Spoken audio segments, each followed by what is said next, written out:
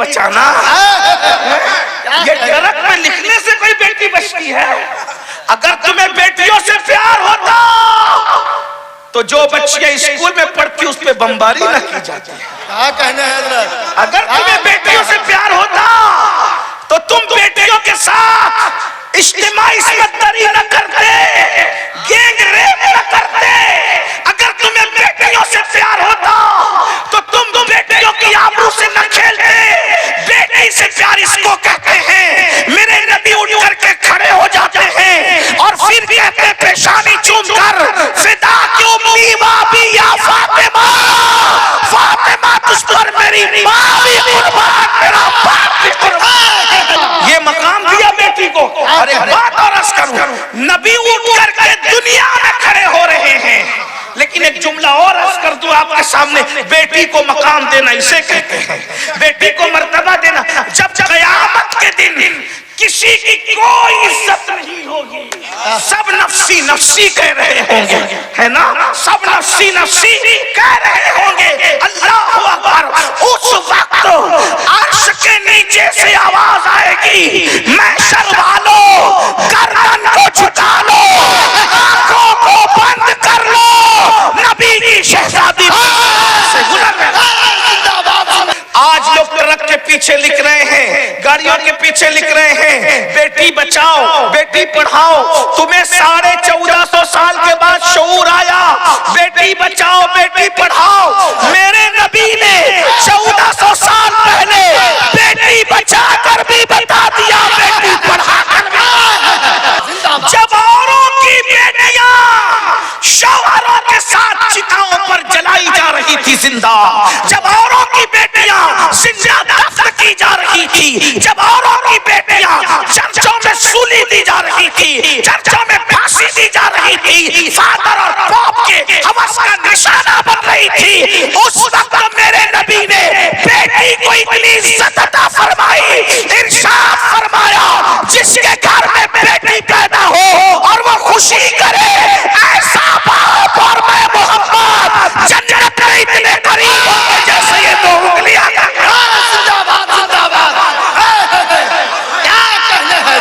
नमाजी को ये बशारत नहीं दी, हाजी को ये बशारत नहीं दी, गाजी को ये बशारत नहीं दी, शहीद को ये बशारत नहीं दी। मेरे आका ने बेटी के बाप को कहा, अगर देखना है तो देख लो। मेरे हुजूर ने अपने गोरे गोरे खूबसूरत हाथों को आपस में दो उंगलियों को यूं मिला करके कहा, बेटी का बाप और मैं मोहम्मद जन्नत में इतने करीब होंगे जैसे ये दो उंगलियां करीब है। मगर कौन सा बाप जो बेटी को नौसत समझता है वो नहीं, जो बेटी को बेबरकती समझता है वो नहीं, जो बेटी को दूसरे नंबर का दर्जा देता है वो नहीं, जो बेटी को डांटता है वो नहीं, जो बेटी को गाली देता है वो नहीं, बल्कि आका ने फरमाया जो बेटी का हक अदा करता है वो बाप और मैं मोहम्मद रूही फिदा सल्लल्लाहु अलैहि वसल्लम इतने करीब होंगे जन्नत में जैसे ये दो उंगलियां करीब है। और हुजूर ने सिर्फ बेटी के लिए तालीम नहीं दी बल्कि बेटी की इज्जत करके बता दिया।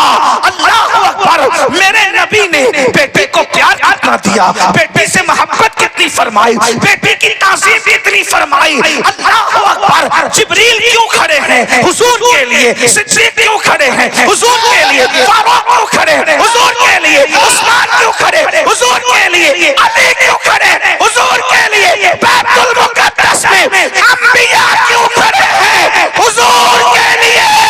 लेकिन हुजूर जिसके लिए खड़े हैं उसे सैयदा फातिमा।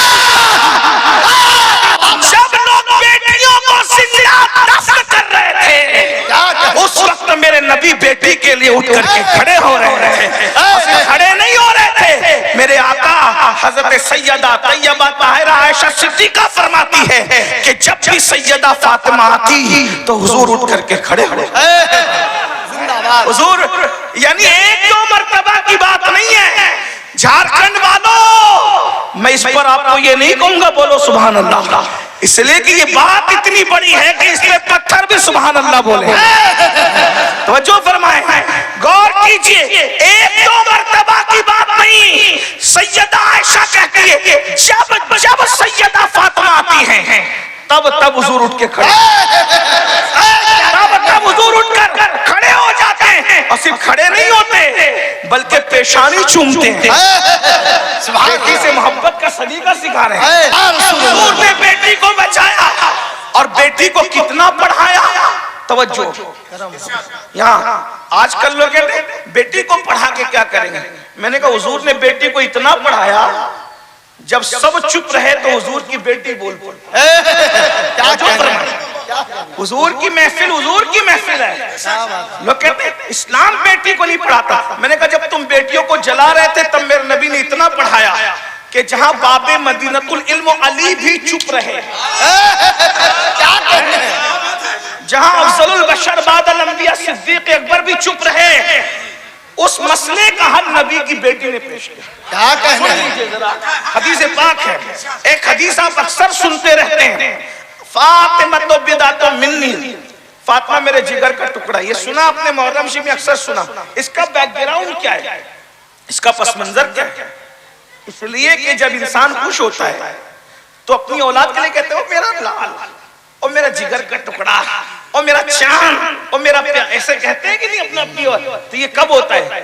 जब बहुत बड़ा प्यार दिल के अंदर होता है। तो हुजूर ने ये कब कहा होगा कि फातिमा तो मेरे जिगर का टुकड़ा, ये कब कहा? उसका बैकग्राउंड सुनिए, उसका पस मंजर सुनिए। रसूलुल्लाह की महफिल सजी है और हुजूर अपनी महफिल में एक सवाल करते हैं, औरत के लिए सबसे बेहतरीन चीज क्या है? हुजूर सवाल कर रहे हैं, हुजूर सवाल कर रही है औरत के लिए। आका का सवाल है, सवाल मेरे भाई फरिश्ते का नहीं है। जिसके सामने फरिश्ते चुप हो गए थे उसकी भी जान ने सवाल किया है। क्या हजरते आदम फरिश्तों को चुप कराते हैं और जो आदम की भी जान है मोहम्मदुर रसूलुल्लाह, ये समझने की बात है। इल्मे आदम और इल्मे मुस्तफा दोनों बराबर नहीं। हजरते आदम का सारा इल्म मुस्तफा जाने रहमत के इल्म का करोड़वां हिस्सा भी नहीं। अब क्या समझते हैं? हजरत अल्लामा शरफुद्दीन बौसीरी रहमतुल्लाह अलैह कहते हैं, फ़इन्न मिन जूदिका दुनिया व दर्रतहा, फ़इन्न मिन जूदिका दुनिया व दर्रतहा व मिन उलूमिका इल्मल लौहि वल कलमी, कि ये लौहे महफूज और कलम का इल्म नबी के इल्म का एक हिस्सा है। तो जब लौहे महफूज का इल्म हिस्सा है तो हजरत आदम का इल्म तो पूरे लौहे महफूज को समेटे हुए नहीं है ना? है? बताएं तो सही क्या फर्क है दोनों के लिए, वो भी सुन लो। और एक बात में, बात आगे बढ़ाने से पहले तवज्जो आपकी तवज्जो तो है ना मेरी तरफ? हाँ, तो तवज्जो है तो तवज्जो लगनी भी चाहिए। हाँ, क्योंकि आप कुछ और सुनने के आदि, अल्लामा साहब ने मुझे किसी और रास्ते पे डाला है, तो मैं आपके सामने वही बात कर रहा हूँ।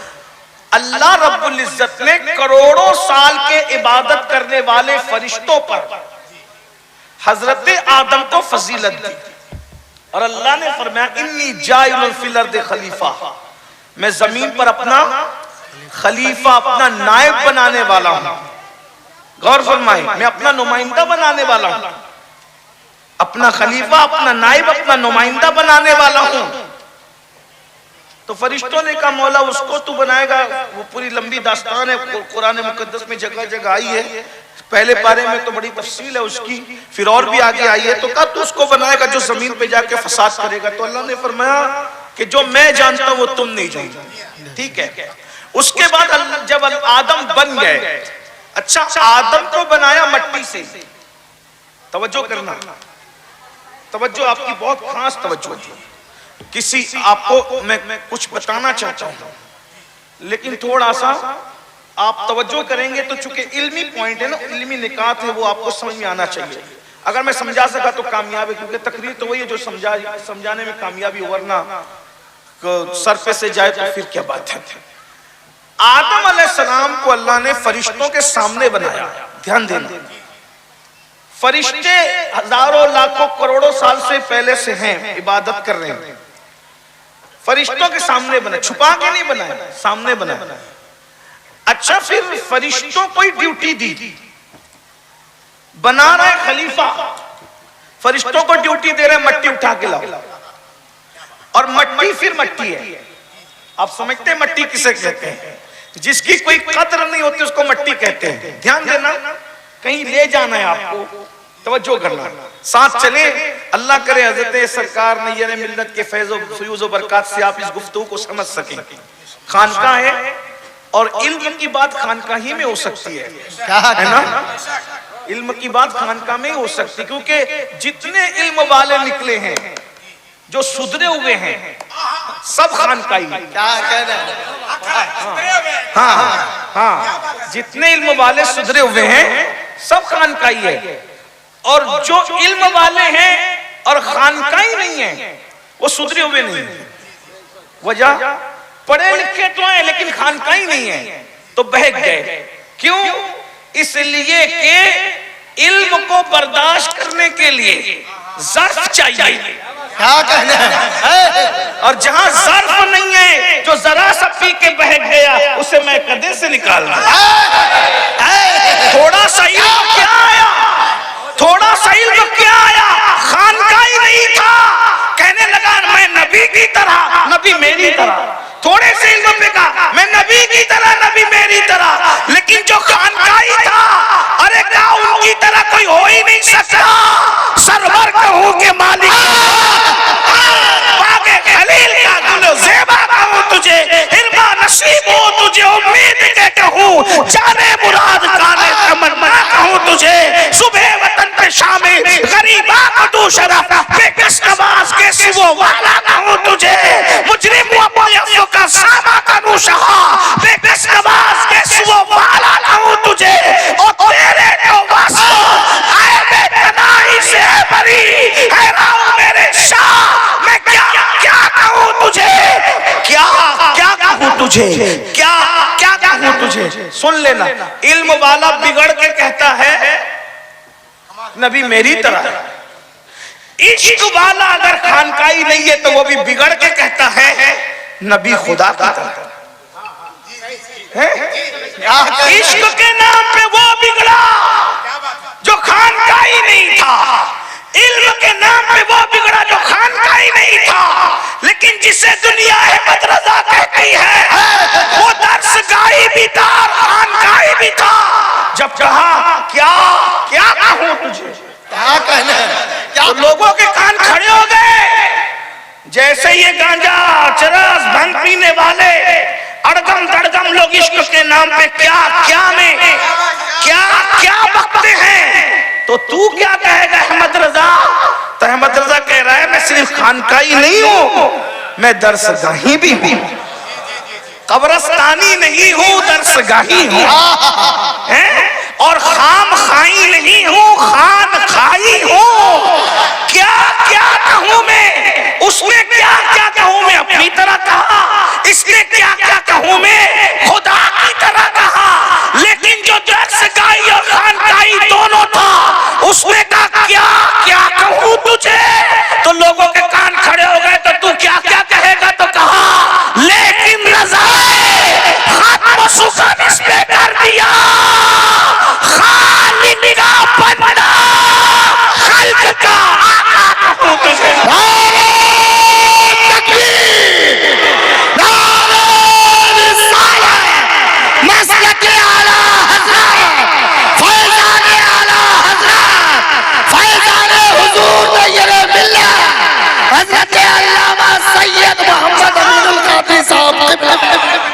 जहां सिर्फ इल्म है, इश्क नहीं है, वहां भी बर्बादी है। नबी को अपनी तरह का, जहां सिर्फ दावे इश्क है, इल्म नहीं है, वहां भी बर्बादी है। इसीलिए लोग, मैं इश्क नहीं कह रहा हूं, दावा इश्क कह रहा हूं, इसलिए कि इल्म के बगैर तो इश्क हो भी नहीं सकता। क्या कहना? इल्म के बगैर, यही तो प्रॉब्लम है। हमसे लोग इसलिए लड़ते हैं कि तुम मौलवी लोग ये बात क्यों कहते हो कि इल्म के बगैर इश्क नहीं होता। मैंने कहा मेरे भाई आसान सी बात है, जिसे आप जानते ही नहीं उससे इश्क हो। क्या कहना है? क्या कहना है? अगर मैं आपको ये कहूं कि वो फला फला फला फला अल्लामा मौलाना, और 4 सतर में, तो 4 सतर में तो मैंने कभी किसी का नाम लिया नहीं, अपने पीर का नाम भी 4 सतर में नहीं लेते हैं। हाँ, लेकिन बहरहाल अगर 4 सतर के अलकाबात के बाद मैंने किसी का नाम लिया, उसको उससे आपको इश्क है, तो आप कहेंगे मैं उसको जानता ही नहीं हूं। जब जानता नहीं हो तो इश्क कैसे हो सकता है? ये जिसको जानते हैं उसी को तो उसी से तो इश्क होता है। तो जानने ही को तो इल्म कहते हैं। क्या कहना है? जब आप जानेंगे नहीं तो इश्क होगा कैसे? जानेंगे तो इश्क होगा, जानेंगे तो मानेंगे, मानेंगे तो इश्क होगा। देखे बगैर इश्क हो सकता है, इल्म के बगैर इश्क नहीं हो सकता। क्या कहना है? उवैस ने देखा नहीं था, लेकिन आलिमे रसूल जरूर थे। तवज्जो, देखा नहीं था। इल्म जरूरी नहीं है कि देख के हो, बगैर देखे भी हो सकता है। इसीलिए तो देखने वाले को कहा, जब देखने वाले ने कहा उवैस बड़ा आशिक बनता है, देखने क्यों नहीं आया? तो कहा हुजूर आपने तो देखा है ना। एक सवाल कर दूं, जवाब दे दो। तो कहा बोलो। तो बताओ नबी की भवें मिली हुई थी कि अलग अलग थी? आपने तो देखा है ना। उवैस ने देखा नहीं था मगर आलिम थे नबी के, इल्म था नबी के बारे में। कहने वाले रो पड़े, कहा उवैस माजरत नहीं बता सकता क्योंकि मैंने देखा तो बार बार है, मगर अदब की वजह से उनके चेहरे पे नजर टिकती नहीं थी, बार बार झुक जाया करती थी। कहा मगर मैं बता सकता हूँ सरकार कि भवों का क्या आलम था। का बताओ। का नजदीक से देखो तो मिली हुई होती थी और दूर से देखो तो जुदा जुदा होती थी। उनकी जुल्फे नहीं रहमत की घटा छाई है, उनकी जुल्फे नहीं रहमत की घटा छाई है, उनकी अबरू नहीं तो किबलों की यकजाई है। उनकी अबरू नहीं तो किबला की। तो जहाँ इल्म नहीं है सिर्फ दावा इश्क है, वहां भी गुमराही है। और जहाँ सिर्फ इल्म है इश्क नहीं है, वहां भी गुमराही है। ये सैयद गुलाम सरवर साहब खानका से इल्म की आवाज इसलिए दे रहे हैं कि जहाँ इल्म के साथ इश्क होगा वहां रिजात की राहें हमवार हो जाएंगी। क्या कहना है? जिंदाबाद। निकल के यस कर रहा था, फरिश्तों से कहा मट्टी उठा के लाओ। फरिश्तों से कहा मट्टी उठा के लाओ। क्यों? क्योंकि बज़ाहिर कह रहा हूं, बज़ाहिर सबसे हकीर चीज मट्टी है। इतनी हकीर चीज से किसको बनाया? बोलो भाई, सर पे से जा रही है ना, जाने दीजिए। खानका में बैठे मैं तो करम गौस पाक के करम से सोचता हूं कि समझ में आ जाए। समझ रही है कि नहीं समझ रही? या आ जाओ अपने असली उन्वान पे, दो चार फजीलतें बयान कर देता हूं, मैं भी निकल जाता हूं। बोलो भाई आ जाओ अपने असली उन्वान पे, ये इसी पे चलने दूं। बोलो भाई यही चलना चाहिए, मुश्किल तो नहीं लग रहा है। हाँ, ये उलमा बैठे, बुजुर्ग बैठे, और अगर आपको नाराज होना है तो अल्लामा शहादत पे नाराज होना। क्यों? इसलिए कि इस राह पे उन्होंने ही डाला है। बहरहाल तवज्जो, सबसे हकीर चीज मट्टी होती। जब किसी की हकारत बयान करनी हो तो क्या कहना होता है? वो तो मट्टी में मिल गया, उसका नाम तो मट्टी में मिल गया। जो मट्टी में मिल जाए वो बर्बाद होता है, जिसे मट्टी से बनाया जाए वो आबाद कैसे हो सकता है? क्या कहना? क्या नुक्ता है? अरे जिंदाबाद।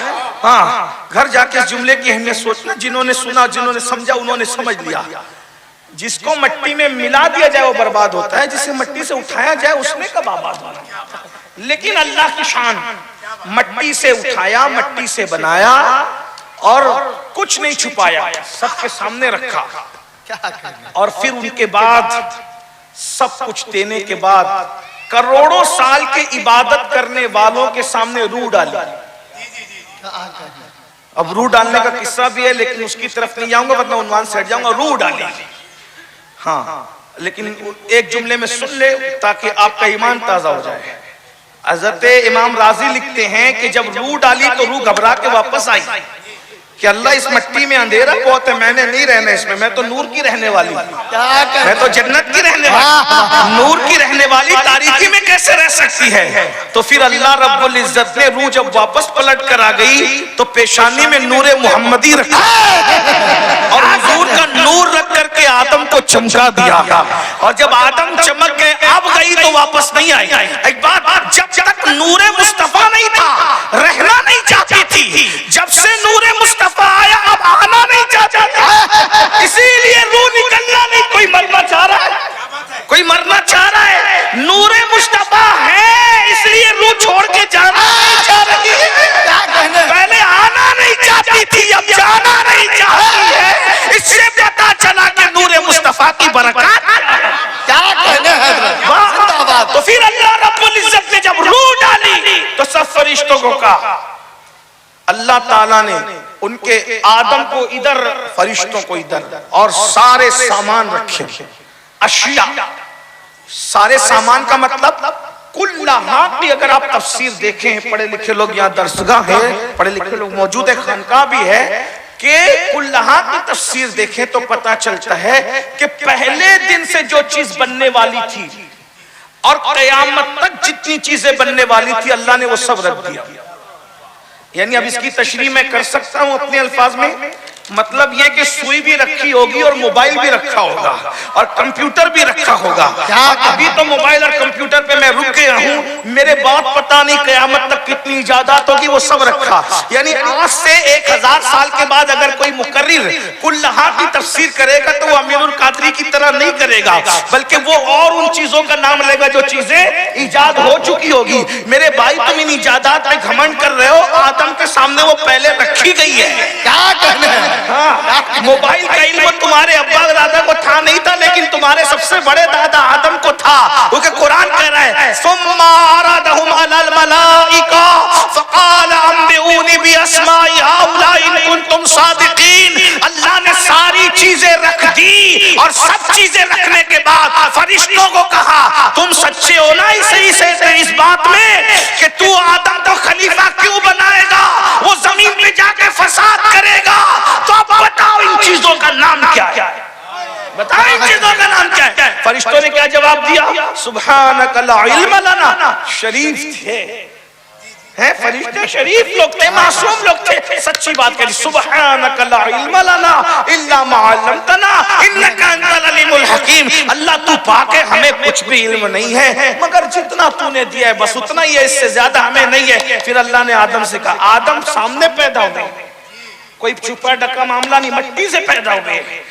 40 दिन तक के बरसात बरसाई, 39 दिन तक 39 डेज अल्लाह ने गमों की बरसात बरसाई, एक दिन खुशी की बरसात बरसाई। इसीलिए इंसान गमगीन ज्यादा रहता है, खुश कम रहता है, क्योंकि बरसात 39 दिन तक आप पर गम की हुई है। और एक बात याद रखना, आदमी खुशी में खुश रहे तो क्या खुशी है, आदमी तो गमों में खुश रहना सीखे, इसका मजा ही कुछ और है। हाँ, बेटे की शादी के मौके पे मुस्कुराना सबको आता है, अली अकबर का लाशा उठा के जिसने मुस्कुराया है उससे सीखो कि गमों में मुस्कुराना।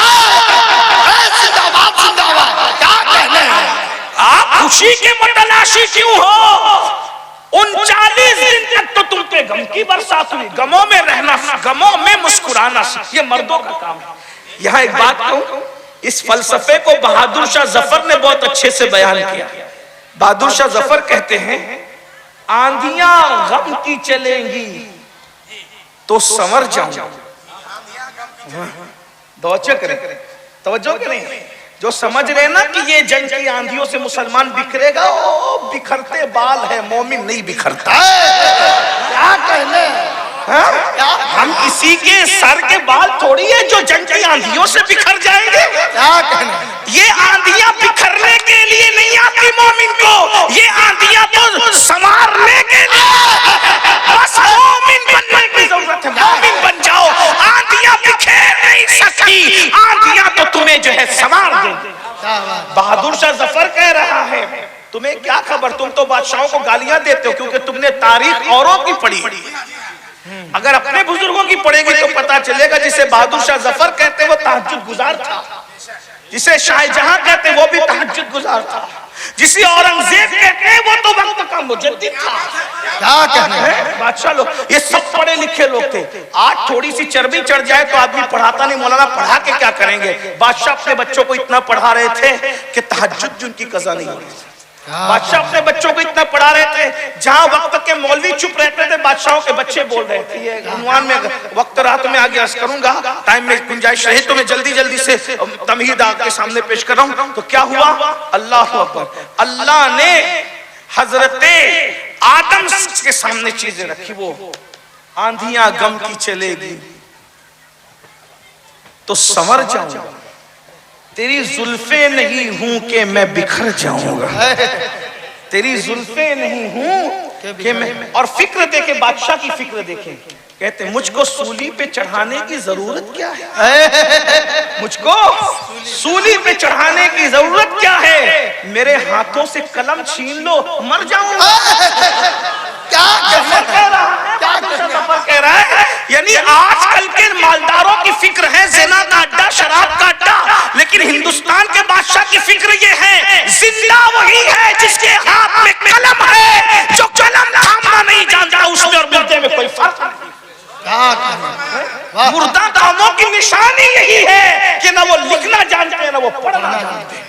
जिंदा कौमों की निशानी है कि वो लिखना भी जानते हैं, वो पढ़ना भी जानते हैं। जफर कह रहा है, बहादुर शाह जफर, कि मुझको सूली पे चढ़ाने की जरूरत क्या है, मेरे हाथों से कलम छीन लो मर जाऊंगा। और फिर कहते तुझसे बिछड़ा तो न ये पूछ किधर जाऊंगा, तुझसे बिछड़ा तो ये ना पूछ किधर जाऊंगा, ओ मैं तो दरिया हूँ समुंदर में उतर जाऊंगा, मैं तो दरिया हूँ समुंदर में उतर जाऊंगा। मैं जफर हूँ मुझे कोई मिटा सकता ही नहीं, मैं जफर हूँ मुझे कोई मिटा सकता ही नहीं, मैं तो शायर हूँ किताबों में बिखर जाऊंगा, शायर हूँ किताबों में बिखर जाऊंगा। बादशाहों की फिक्र थी। बहरहाल हजरत आदम अलैहिस्सलाम को अल्लाह ने कहा अब आप बताएं, अब आप बता दो। तो हजरत आदम अलैहिस्सलाम ने उन चीजों के नाम भी बताए और उनके इस्तेमाल भी बताए। क्या कहना, तवज्जो, अल्लाह ने क्या पूछा था, सिर्फ नाम पूछा था। अल्लाह आदम ने नाम भी बताए और काम भी। तो फरिश्ते मट्टी के उस इंसान के इल्म के सामने मुतासिर हुए। बस यही लाना था आपको, फरिश्तों के सामने मट्टी से बनाया लेकिन इल्म दिया और फरिश्तों के सामने इजहार इल्म हुआ। तवज्जो, तो नूर के बने हुए फरिश्ते मट्टी से बने हुए इंसान के इल्म से मुतासिर हुए। तब अल्लाह ने कहा उसजुदु ली आदम, झुको आदम के सामने ताज़ीम से। सब झुक गए, सब झुक गए, एक नहीं झुका, उसका किस्सा अलग है, उसको भी छेड़ना नहीं चाहता। तवज्जो, सब झुक गए। अल्लाह पहले दिन बता रहा है अगर मट्टी में भी मिले रहोगे तो दुनिया तुम्हारे सामने झुकेगी। क्या कहना है, इल्म है। अगर तुम मट्टी में भी झुकोगे, मट्टी में भी मिले रहोगे, मट्टी में भी पड़े रहोगे, दुनिया तुम्हारे सामने झुकेगी। इतनी सी बात है कि तुम उनसे बढ़कर इल्म वाले बनो। फरिश्तों के पास इबादत थी, आदम अलैहिस्सलाम ने तो अभी एक बार सुभान अल्लाह भी नहीं कहा था, अल्हम्दुलिल्लाह भी नहीं कहा था। जो अभी तक साजिद नहीं था, यानी सजदा जिसने नहीं किया था, वो मसजूद बन गया। किस वजह से? जो सजदा खुदा का नहीं किया लेकिन फरिश्तों का मसजूद बन गया। वजह क्या थी? उसे इल्म कहते हैं। अल्लाह ने पहले दिन तुम्हें बताया अगर अपने सीनियर कौमों को झुकाना है तो उनसे बढ़कर मैदान इल्म में आना पड़ेगा। तुम्हारे सामने कौमें झुकेंगे। क्या कहना है, जिंदाबाद। जिसके सामने इल्म के सामने फरिश्ते झुक गए, ये दुनिया की दूसरी कौमों की बात क्या है। लेकिन अब सुनिए, इल्म आदम में और इल्म मुस्तफा में क्या फर्क है। अल्लाह फरमाता है वो अल्लमा आदम अलअस्मा कुल्लहा, हमने आदम को कुल अशिया का इल्म अता फरमाया। और कुल अशिया का नहीं, कुल अशिया के अस्मा, कुल अशिया के नामों का इल्म अता किया। तवज्जो करना, किसका इल्म अता किया?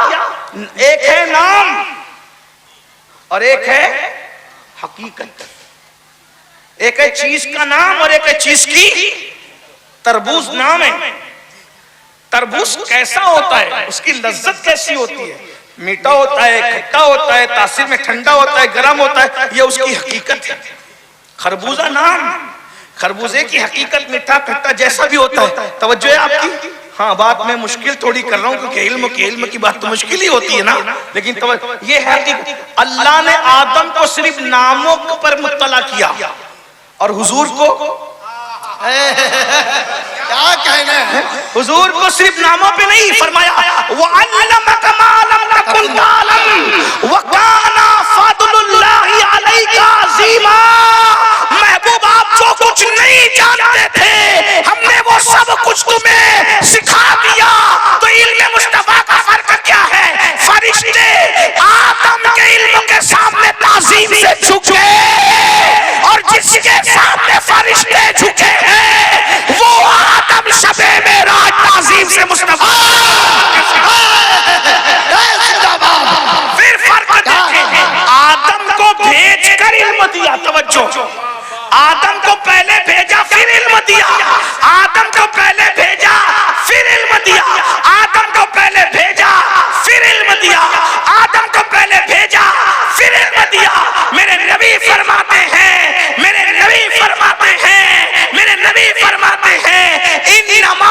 बुइस्तु मुअल्लिमा, मैं मुअल्लिम बना कर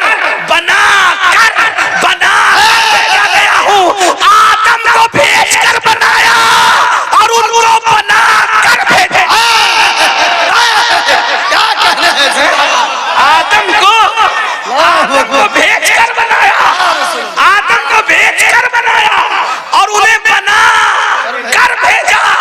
आदम को इल्मी अशिया दिया, इनको सब कुछ अता किया, उनको कुल्लहा दिया और इनको कुल्ली अता फरमा दिया। क्या कहना है? और कोई है क्या तुमसे नेहा हो भला, जब ना खुदा ही छुपा तुम पे कर। पता चला अगर कौमों को झुकाना है तो इल्म हासिल, इल्म और कितना उनकी तरह नहीं, उनसे ज्यादा बदल डाला है अब तो अंदाजे बयां हमने, नहीं तो बंद कर दी थी फरिश्तों की ज़बान हमने।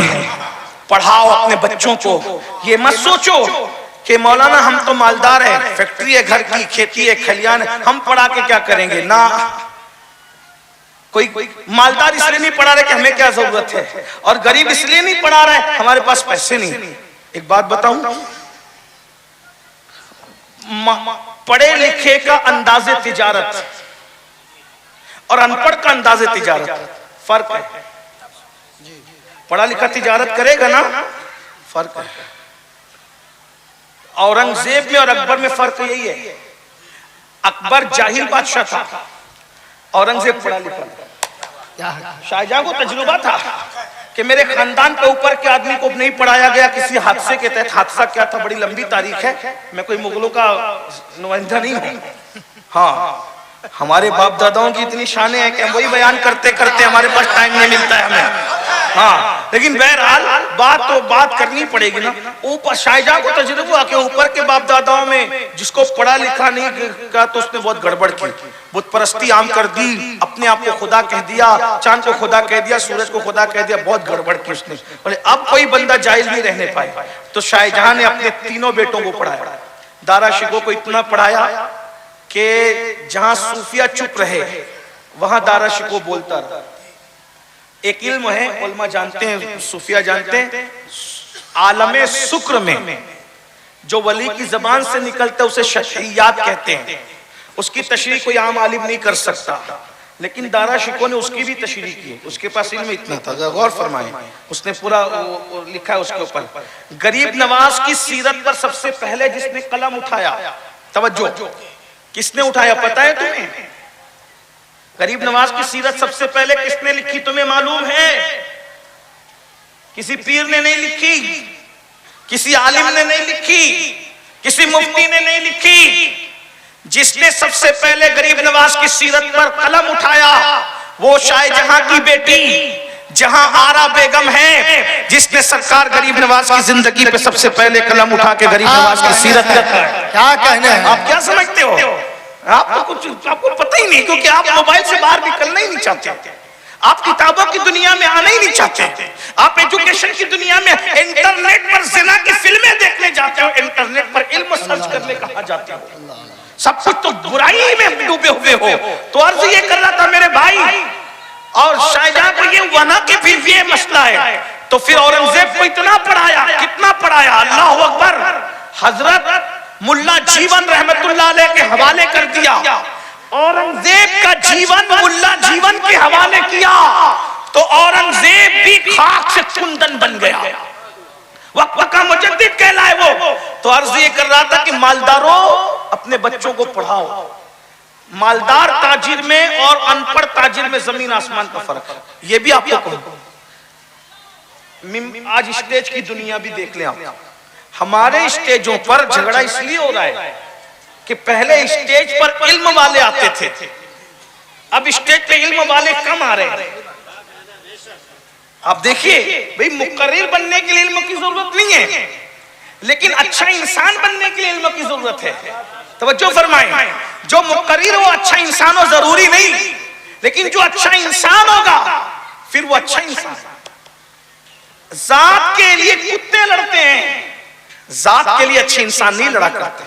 आप देखें इल्म वाले कभी नहीं लड़े, देख लीजिए, हमेशा अनपढ़ लोग लड़ते रहे।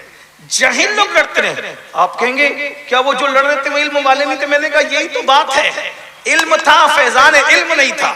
क्या करें? और हम इल्म वाला उसी को कहते हैं जिसके पास फैजान। देखो फर्क देखो, तवज्जो, इल्म तो शैतान के पास भी था ना, तो क्या आप उसे अल्लामा शैतान कहते हो? बोलो कहते हो?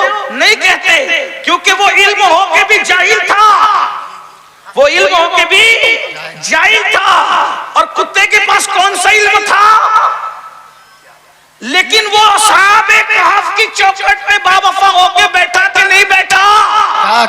बताइए।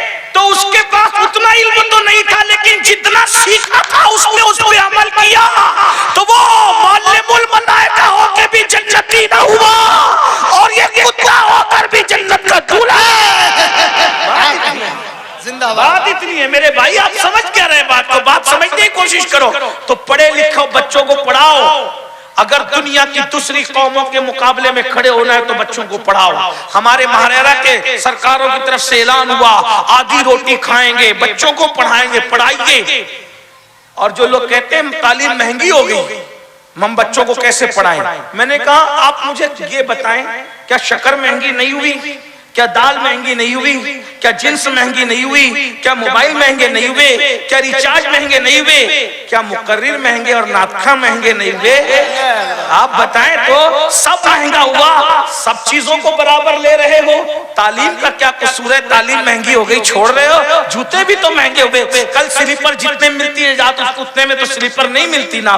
तो मेरे भाइयों याद रखिए, और अच्छी तरह याद रखिए कि अपने बच्चों को पढ़ाइए। 2 टाइम नहीं, 1 टाइम खाइए, बच्चों को पढ़ाइए। और ये भी बता दूं, मौला अली सरकार फरमाते हैं, मौला अली मुश्किल कुशा फरमाते हैं कि तुम्हारे माँ बाप ने तुमको जितना इल्म दिया उससे ज्यादा इल्म तुम अपने बच्चों को दो, क्योंकि तुम्हारे दौर से ज्यादा तेज रफ्तार दौर तुम्हारे बच्चों का दौर होगा।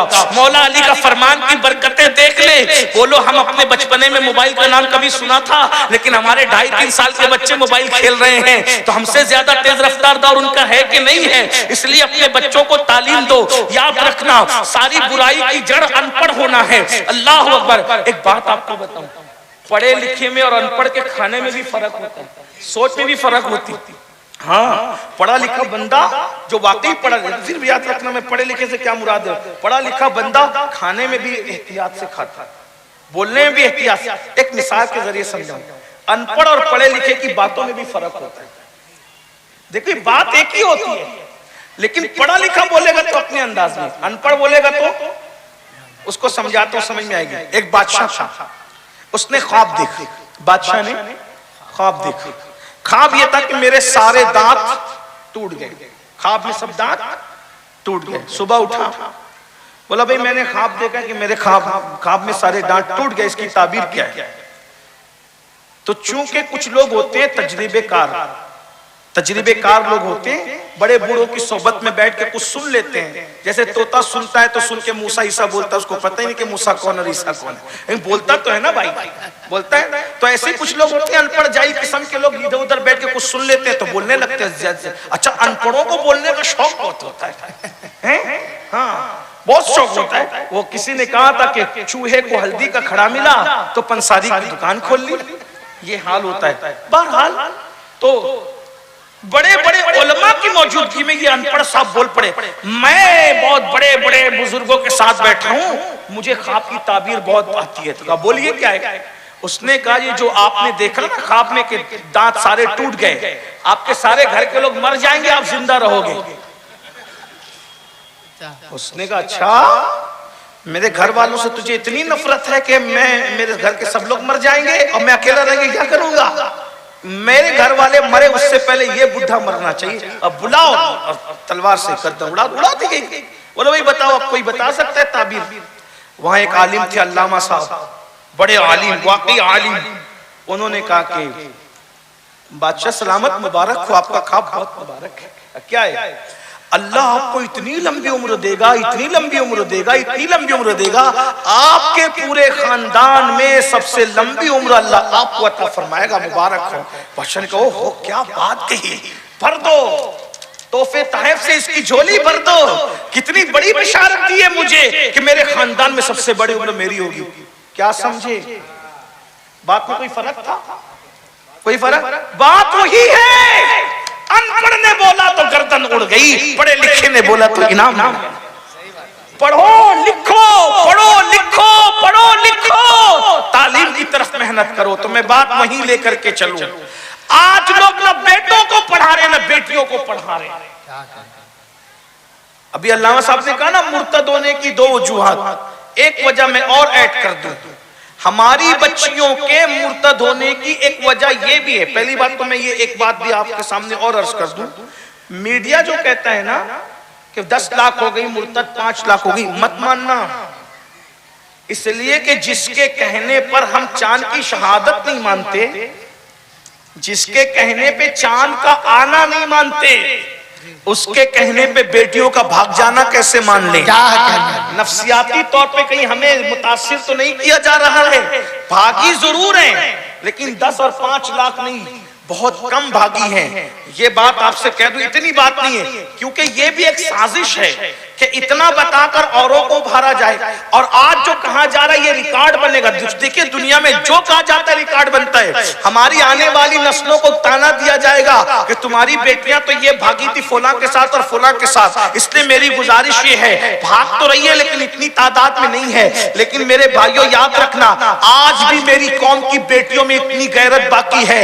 औरों की माँ उतनी पारसा नहीं है जितनी मेरी कौम की बेटियों को अल्लाह ने पारसाई अता फरमाई है। लेकिन एक बात मैं आपके सामने रखूं, मुर्तद होने की एक वजह यह भी है, और बच्चियां मेहनत से पढ़ती हैं, मेहनत करती है, बच्चे नहीं पढ़ते। बच्चे कॉलेज में जाएंगे तो लड़कियों के चक्कर में पड़ जाएंगे, कॉलेज में जाएंगे तो नशे के चक्कर में पड़ जाएंगे, पिक्चरों में जाएंगे, नशा करेंगे, घूमेंगे फिरेंगे, मेहनत नहीं करते, नतीजा आगे नहीं बढ़ पाते। तो क्या होता है उसकी वजह से? बेटियां आला तालीम हासिल कर लेती है, बेटे आला तालीम हासिल नहीं कर पाते। तो नतीजा जब शादी का मौका आता है तो जाहिर सी बात है कोई एमडी डॉक्टर किसी सब्जी फरोश के साथ तो निकाह नहीं कर सकती ना।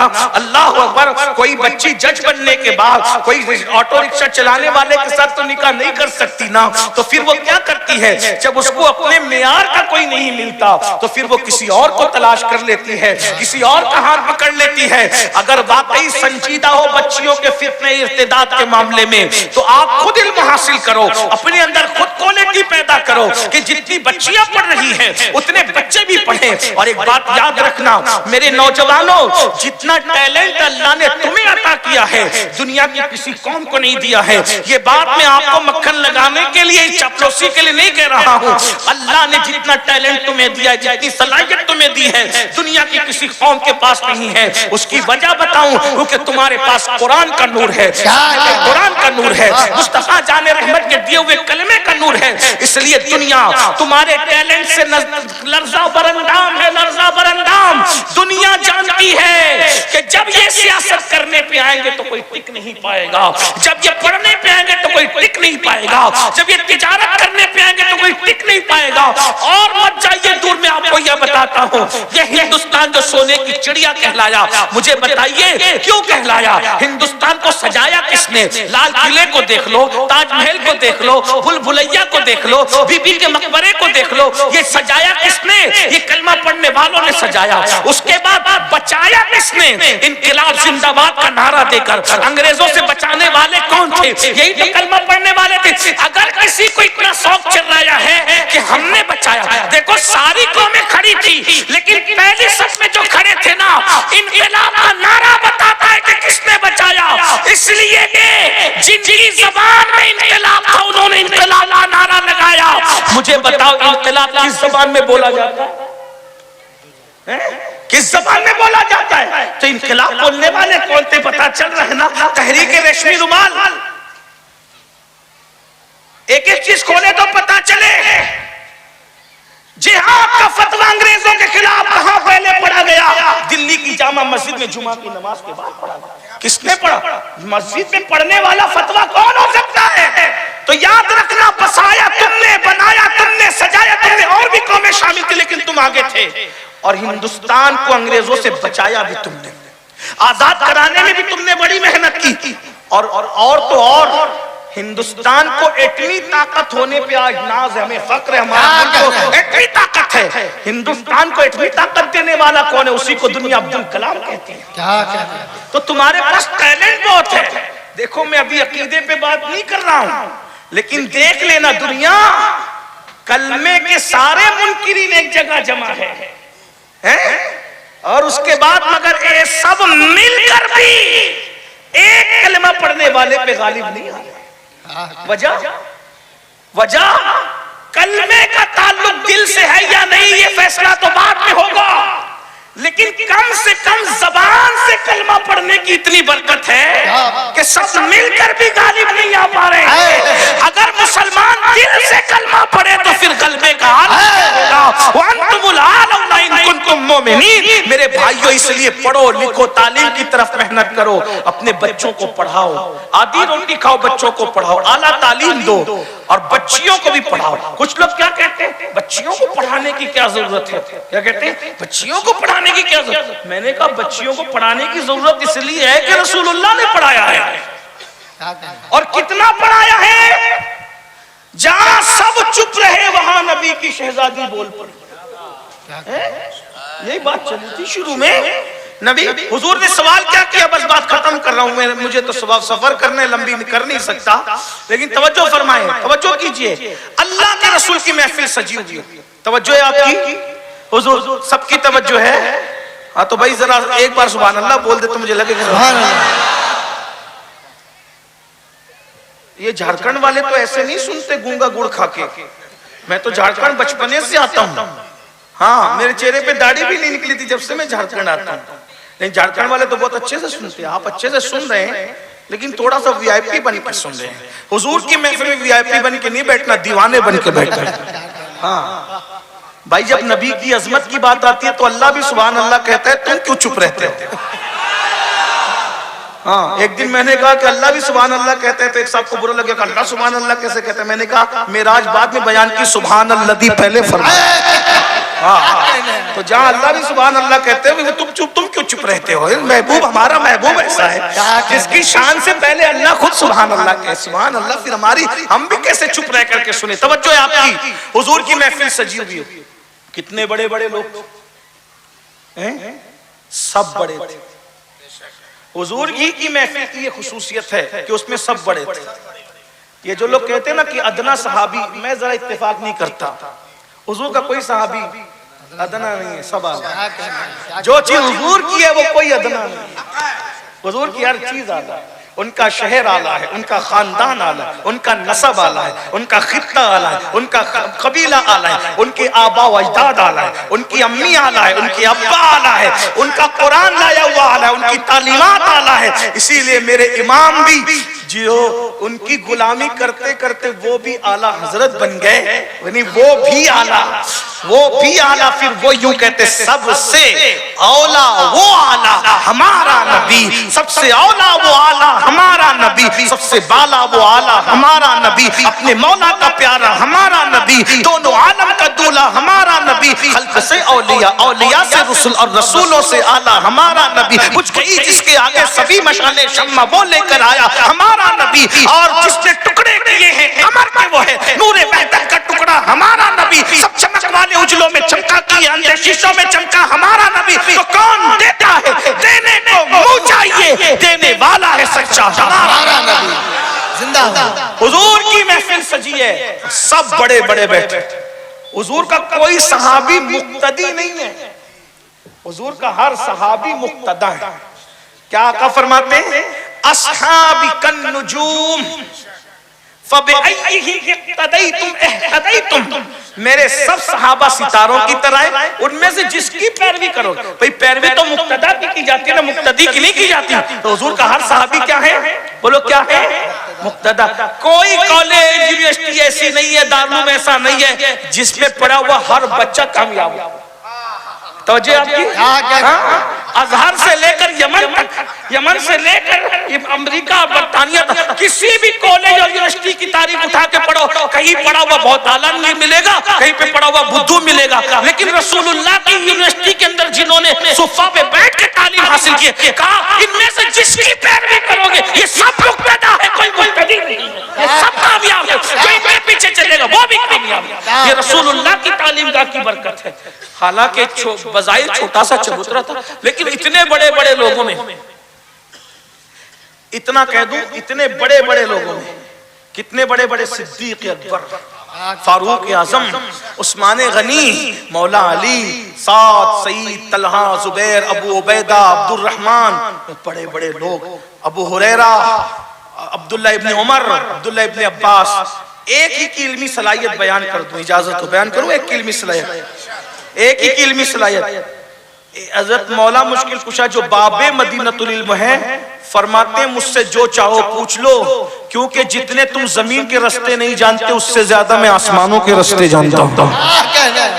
क्या कहना? मैं अभी अफजलियत और फजीलत, ये अफजल और मफजूल का बाब नहीं पढ़ रहा हूं, सिर्फ मैं बताना चाहता हूं कि हुजूर ने अपनी शहजादी को पढ़ाया कितना। सब साहबा से पूछा सवाल, भूल तो नहीं गए ना आप सवाल? क्या पूछा? मेरी बहनों की खास तवज्जो, सिर्फ लाली, पाउडर, सिंगार, कपड़े, इस पे तवज्जो ना करो, मेहनत करो पढ़ने की। एक औरत पढ़ती है ना, मर्द पढ़ता है, फर्द पढ़ता है, औरत पढ़ती है, पूरा माशरा पढ़ता है। बाप पढ़ा लिखा होगा तो इल्म खानदान तक महदूद रहेगा, माँ पढ़ी होगी तो इल्म नस्लों तक मुंतकिल होगा। माएँ पढ़ी लिखी होनी चाहिए। और मैं अपने उलमा से भी कहता हूँ, जैसे इदारे हम मेहनत करके लड़कों के कायम कर रहे हैं, वैसे लड़कियों के भी कायम करें अच्छे इदारे। और ये जो हम परेशान है ना कि दूसरों के इदारों में बच्चियों को भेज रहे हैं तो पर्दा और ये और वो, मैंने कहा भिखारी क्यों बनते हो?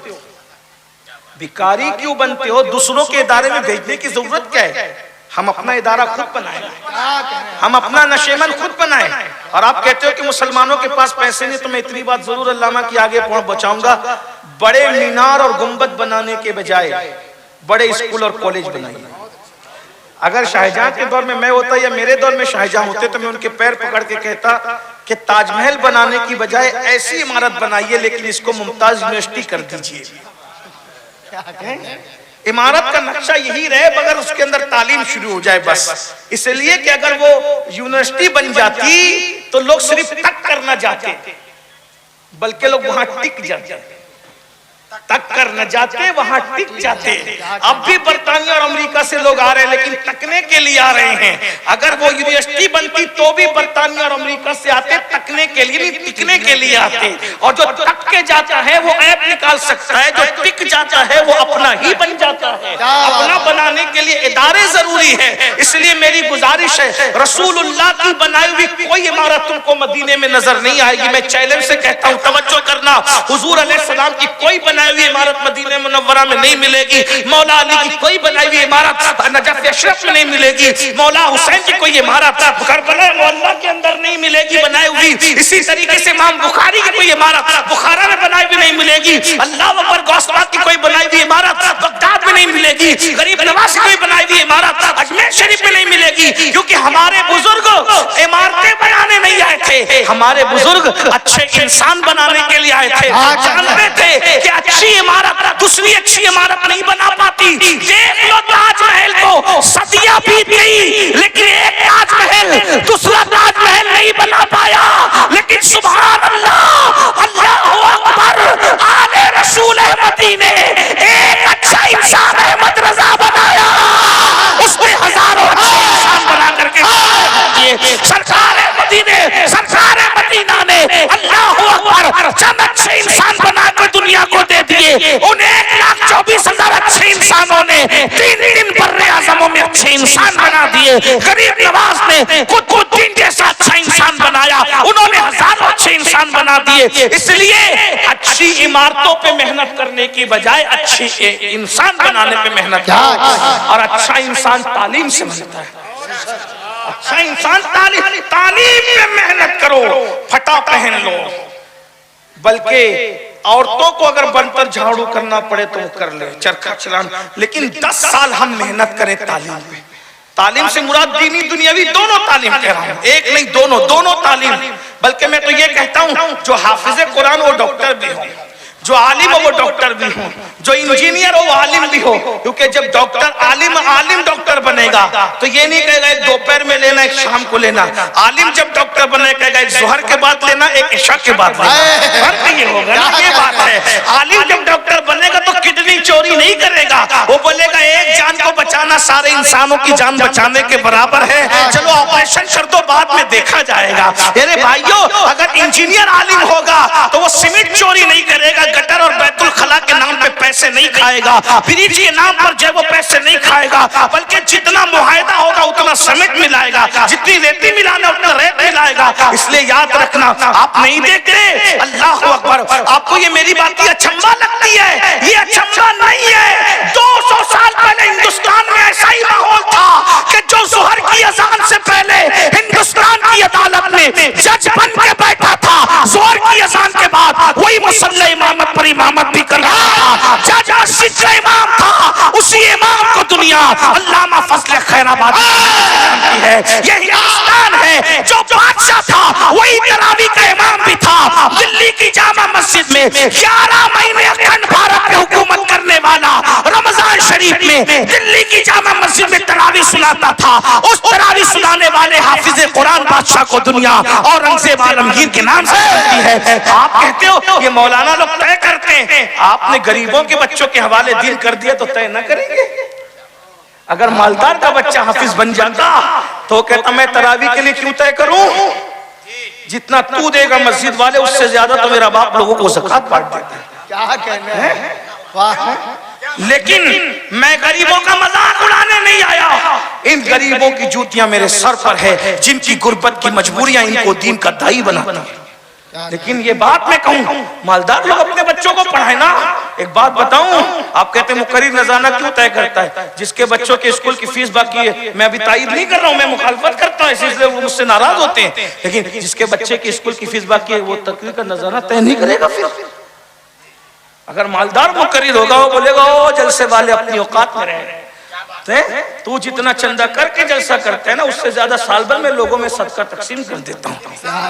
हाँ, अरे अल्लाह, मैं मेरी औकात ही कुछ नहीं है। लेकिन एक बात में, अरे इसकी तो मैं कहता हूँ, इसकी मिसाल में अपने मुर्शिदों को दूं। महरेरा के हमारे सरकार हुजूर सरकार अमीन मिल्लत हमारे मुर्शिद इजाजत जलसे में जाते हैं तो अगर किसी मदरसे का जलसा है तो जितना लोग नजराने का तसव्वुर नहीं करते उससे ज्यादा वो चंदे का ऐलान करा करके वापस। आज भी देख लीजिए अशरफिया में उनकी दी हुई चीजें, इसी तरीके से और इदारों में उनकी दी हुई चीजें, ये हमारे यानी कि जिसको कहते हैं ना कि पीर लूटने वाला नहीं होता, लुटाने वाला होता है। उसकी अगर मिसाल बहुत सारे बुजुर्गों में देखना है तो सरे फेरिस्त आप उसमें हुजूर अमीन मिल्लत को देखेंगे, हुजूर रफीक मिल्लत को देखें, और भी बुजुर्गाने दिन है। मैं अब किसको तर्क करूं, किसका इंतखाब करूं, लेकिन बात में खत्म करते हुए कह रहा हूं, हुजूर की महफिल सजी है। अल्लाह के रसूल पूछते औरत के लिए सबसे बेहतर चीज क्या? आगाज यहीं से हुआ था, इख्तिताम भी वहीं पे। सैयदा से शुरू, सैयदा पे क्यों? इसलिए कि ये तो नैयरे मिल्लत की भी दादी है, अमीन मिल्लत की भी दादी है, गौसे आजम की भी दादी है, गरीब नवाज की भी दादी है, इमाम ज़ैनुल आबिदीन की भी दादी है। सारे सैयदों की असल को सैयदा फातिमा कहते हैं। सैयदा सारी दुनिया के सैयद नस्ली सैयद है, जो असली नहीं, जो असले सैयद है, असले सैयद उसे फातिमातुज़ ज़हरा कहते हैं। जो असले सैयद है उसे सैयदा फातिमातुज़ ज़हरा कहते हैं। बहरहाल क्या शान है। तो जब हुजूर ने सवाल किया औरत के लिए सबसे बेहतरीन चीज क्या है, कोई जवाब न दे सके। मुरादे रसूल के मुताबिक कितने बड़े बड़े बैठे थे, कोई जवाब नहीं दे। वजह सबका सब्जेक्ट अलग अलग सबके, लेकिन अगर आदमी को इल्म भी हो तो फिर कुदरत है। किसी को जवाब नहीं सूझा, मौला अली उठे घर में गए, कॉन्फिडेंस देखे मौला अली का, उठ के कहीं और नहीं, सारी दुनिया अली के पास आ। फिर कह रहा हूं अफजलियत और तफजीलियत नहीं पढ़ रहा हूं, मैं सिर्फ बताना चाह रहा हूं कि बेटी पढ़ाओ बेटी बचाओ का मतलब क्या है। मौला अली घर में गए, सैयदा ने पूछा मेरे सरताज कुछ परेशान है? गौर करें, जो अली के चेहरे की मुश्किल को भांप लेती है उसे सैयदा फातिमा एक जुमला यहाँ पर ऐड कर दूं अगर आप सुन सकते हैं तो, जो मुश्किल कुशा की मुश्किल कुशा है, जो मुश्किल कुशा की मुश्किल कुशाई करती है उसे सैयदों की दादी सैयदा फातिमा कहते हैं। सुभान अल्लाह। मेरे इमाम ने इनकी शान बयान की। मेरा दिल चाह रहा है कि बहुत आशिक लोग और खानकाई लोग बैठे तो बयान करूं। मेरे इमाम कहते हैं सैयदा क्या है? नूर। सैयदा क्या है? मेरा दिल चाहता है सुन्नियों का बच्चा बच्चा इसको याद कर ले, नूर बिनते नूर। मैं चैलेंज से कहता हूं कोई औरत दुनिया में ऐसी नहीं है कि जो खुद नूर हो। पहली बात तो औरत नूर होती नहीं है, और अगर हो भी तो उसका बाप भी नूर हो ना। और सिर्फ बाप नहीं, ज़ौजे नूर, शौहर भी नूर हो।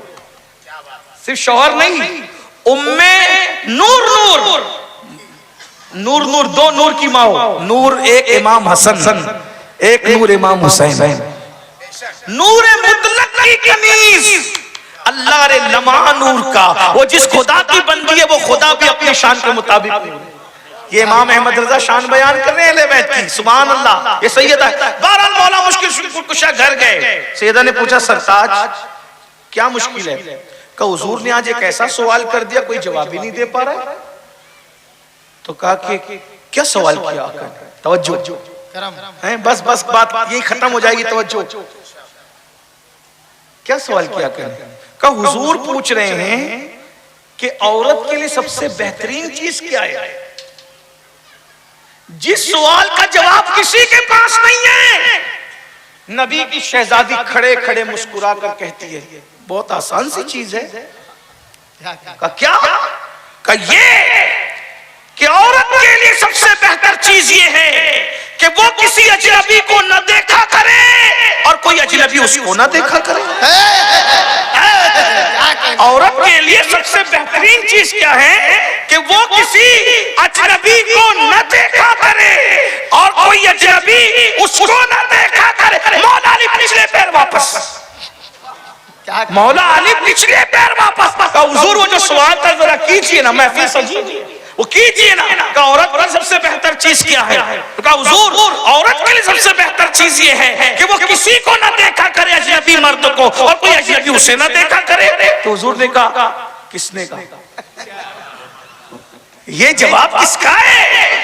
ये जवाब है किसका? तुम्हारा या किसी और का? क्योंकि हुजूर फिर हुजूर है ना, सवाल करने वाला है, आलिम मकान व यकून है। फरमाया ये किसने कहा? तो मौला कहते हैं या रसूल अल्लाह आपकी शहजादी फातिमा ज़हरा ने ये जवाब दिया है। हुजूर इतना खुश हुए, फातिमा तो बिदत मिन्नी, वो तो मेरे जिगर का टुकड़ा है ना, क्योंकि ये बात अगर कोई कर सकता है तो मेरे जिगर का टुकड़ा ही मेरी बेटी ही कर सकता है, उसके सिवा और कौन कर सकता है? तो मेरे भाइयों आज लोग कहते हैं बेटी बचाओ बेटी पढ़ाओ। मेरे नबी ने कितना पढ़ाया बेटी, कितना पढ़ा। और एक बात बताओ, बस बात खत्म करते। एक हम समझते बेटी को पढ़ाने के लिए बॉयफ्रेंड के साथ भेजना जरूरी, बेटी को पढ़ाने के लिए बेपर्दा करना जरूरी, बेटी को पढ़ाने के लिए पतले लिबास पहनाना जरूरी, बेटी को पढ़ाने के लिए आबरू का सौदा करना जरूरी, तभी तो बेटी पढ़ती है। लेकिन नबी बता रहे हैं कि बेटी पर्दे में रख के भी पढ़ाई जा सकती है। मैंने कितना पढ़ाया, मैंने कितना पढ़ाया, लेकिन मेरी बेटी किसी के सामने आई नहीं, बल्कि वो तो ऐसी है कि जिसका आंचल न देखा मोह मेरे उसने दाए न। औरत बेपर्दा होकर पढ़ सकती है, औरत तो इतनी बापर्दा होकर पढ़ सकती है कि मर्द तो मर्द है, इंसान तो इंसान है। सैयदा फातिमा के सर के दुपट्टे को कभी चांद और सूरज ने भी नहीं देखा, चांद और सूरज भी दुपट्टा ना देखे, और इतना पढ़ने कि मौला अली को सवाल का जवाब है रसूलुल्लाह की बात में। मेरे भाइयों आओ हम सब इल्म पे मेहनत करें, अच्छे इंसान बनो, अच्छे इंसान बनाओ। तालीम के बगैर मुमकिन नहीं है। और गुंबदो मीनार पे मेहनत करने के बजाय अच्छे इंसान बन। मैं हजरत पीर सैयद गुलाम सरवर साहब और उनके भाई, छोटे भाई, ये भाई, इन सबको जो है वो मुबारकबाद पेश करता हूँ, बारे दिगर उनके जो है बहन भाई साहब को भी और सबको, टीम को, कि वो तालीमी काम कर रहे हैं। आपसे मेरी गुजारिश है, जो इल्मी काम जो काम करे हमें उसको साथ देना चाहिए माशाअल्लाह। और तालीम के साथ साथ सिर्फ तालीम नहीं बल्कि इबादत पे भी मेहनत हो रही है, खानका पे भी। अभी हम जब सुबह आए तो पहला काम हमने जो किया कि माशाअल्लाह मस्जिद की बुनियाद रखी। आपसे गुजारिश है इन कामों में इनके साथी बनिए, और जो भी उलमा मशाइख जो भी काम कर रहा है, जो सुन्नी सही अकीदा काम कर रहे हैं, आप उसके दस्तो बाजू बनिए। इसलिए कि अगर हम किसी के काम में, अच्छे काम में दस्तो बाजू बनते हैं तो जब तक वो काम मौजूद रहेगा, उसकी बरकतें फैलती रहेगी, तो उसका अज्र सवाब हमें मिलता रहेगा। आखिरी बात कहने चला था, लेकिन 2 मिनट में इल्म की में सपोर्ट करने पर एक फजीलत बोल दूं अगर, हालांकि मुझे जल्दी है आज। मौलाना इकबाल हाथ जोड़ जोड़ के कहते हैं थोड़ा और बड़ा, फ्लाइट छूटेगी तो फिर क्या होगा सोचिए। हाँ, ये आए हैं 2,500 किलोमीटर का सफर तय करके है, गाड़ी से ये आए हैं। मेरे अंदर इतनी ताकत नहीं, इतना कमजोर आदमी। 2 मिनट में सुन ले, इल्म के मैदान में मदद करने की फजीलत क्या है। हवाला पहले नोट करें, मेरे मुर्शिद मखदूम अशरफ जहांगीर सिमनानी अपने मलफूजात लताइफ अशरफी में फरमाते हैं, क्योंकि कुरान की एक एक आयत की 70 हजार तफासिर है। कुरान की एक आयत का एक माना बयान करके आप नहीं रुक सकते भाई। जब गालिब और इकबाल के एक शेर का एक माना नहीं है, हर प्रोफेसर अलग बयान करता है, तो जब मखलूक के कलाम में इतना माना है तो खालिक के कलाम में कितनी माना है। मेरे एक अजीज ने, शागिर्द तो नहीं कहता, मुझे किसी को शागिर्द कहने में शर्म आती है, तो वैसे कोई मेरा शागिर्द तो उस्ताद का होता है, मैं कोई उस्ताद ही नहीं, अभी मैं तो तालिब इल्म हूँ। मेरे एक अजीज ने मुझसे कहा कि आला हजरत का एक मिसरा मैं पढ़ रहा हूँ, इसके कम से कम आप 2 माना बयान कर दें। तो मैंने कहा कौन सा? तो कहा वस्फ रुख उनका किया करते, शरह व शम्सुद्दुहा करते। मैं कहा बहुत आसान है। वस्फ रुख उनका किया करते हैं। वस्फ कहते हैं तारीफ को, रुख कहते हैं चेहरे को, यानी हम उनके चेहरे की तारीफ बयान करते हैं। जब उनके चेहरे की तारीफ बयान करते हैं तो हम सूरह वद्दुहा की तफसीर बयान करते हैं एक जुमले का, वरना टाइम इतना नहीं है। मैंने कहा लेकिन इसको ऐसे भी पढ़ सकते हैं, अहले इल्म की तवज्जो चाहता हूं। एक तो ये वस्फ रुख उनका क्या करते हैं इजाफत के साथ, है ना, और एक इस तरह पढ़ सकते हैं वस्फ रुख उनका क्या करते हैं। आपके सर के ऊपर से जानिए क्योंकि कलामुल इमाम है।